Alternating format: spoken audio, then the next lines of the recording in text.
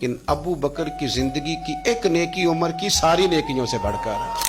पूछती हैं या रसूल अल्लाह सल्लल्लाहु अलैहि वसल्लम, आसमान के तारों के बराबर भी किसी की नेकियां हैं? तो करीम भी तो बड़ा जानते हैं ना, हुजूर को भी पता है ना आयशा किन के बारे में पूछना चाहती हैं। हुजूर ने मुस्कुरा के फरमाया है ना नेकियां।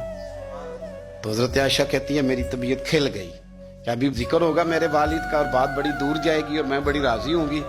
बेटी का तो दिल करता है ना एक बार कोई तारीफ करे उसके वालिद की, तो कहती है एक दफा और करो, फिर कहो वो क्या कह रहे थे आप, बच्चों को भी बताओ।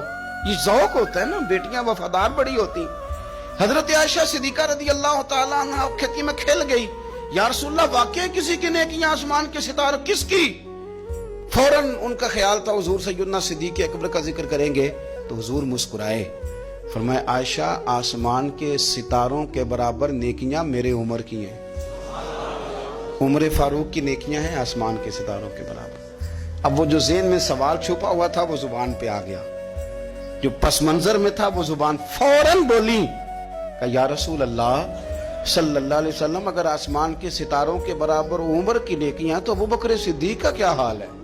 मेरे वालिद की भी तो बात करें ना।